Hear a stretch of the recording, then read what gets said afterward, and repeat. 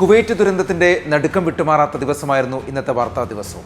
49 പേർ മരിച്ചതിൽ 45 പേരും ഇന്ത്യക്കാരാണെന്ന് സ്ഥിരീകരിച്ചു. 24 മലയാളികളാണുള്ളത്. ഇവരുടെ മൃതദേഹം നാളെ നാട്ടിലെത്തിക്കാൻ തീരുമാനിച്ചിട്ടുണ്ട്. അതിനായി സൈന്യത്തിന്റെ വിമാനം പുറപ്പെട്ടിച്ചുകൊണ്ട് അതോടൊപ്പം തന്നെ ദുരിതാശ്വാസ പ്രവർത്തനങ്ങൾ ഏകോപിപ്പിക്കാൻ വേണ്ടി കേരളത്തിൽ നിന്നുള്ള ആരോഗ്യമന്ത്രി വീണ ജോർജ് പോകാൻ പുറപ്പെട്ടെങ്കിലും കേന്ദ്ര അനുമതി കിട്ടാതെ യാത്ര തടസ്സപ്പെടുകയും ചെയ്തു.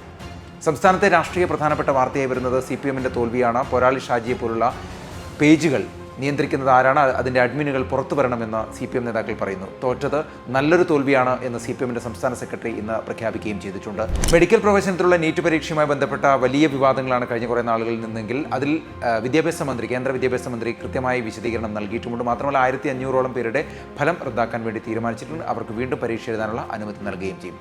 സംസ്ഥാനത്ത് വീണ്ടും ചില വിവാദങ്ങൾ ഉടലെടുക്കുകയാണ്. അതിൻ്റെ ഒരു പ്രധാനപ്പെട്ട കാര്യം നവോത്ഥാന സമിതിയുടെ ചെയർമാൻ കൂടിയായ വെള്ളാപ്പള്ളി നടേശൻ ന്യൂനപക്ഷ പീഡനമാണ് CPM ഇടതുപക്ഷം നടത്തിക്കൊണ്ടിരിക്കുന്നതെന്നുള്ള വിമർശനം അദ്ദേഹം തുടരുകയും ചെയ്തു. അതുപോലെ തന്നെ G7 ഉച്ചകോടിക്ക് പങ്കെടുക്കാൻ വേണ്ടി നരേന്ദ്രമോദി ഇറ്റലിയിലേക്ക് പോയിട്ടുണ്ട്. നാളെ മാർപ്പാപ്പയുമായി നിർണായകമായ കൂടിക്കാഴ്ച നടക്കും. ജമ്മുകാശ്മീരിൽ ഭീകരാക്രമണവുമായി ബന്ധപ്പെട്ട വാർത്തകൾ ഇന്നത്തെ ദിവസവും തുടർന്നു. അതിൻ്റെ അടിസ്ഥാനത്തിൽ സുരക്ഷാ ഉപദേഷ്ടാവ് അജിത് ഡോവൽ വീണ്ടും ചുമതല ഏറ്റെടുത്തതിൻ്റെ അടിസ്ഥാനത്തിൽ യോഗവും നടത്തുകയും ചെയ്തു.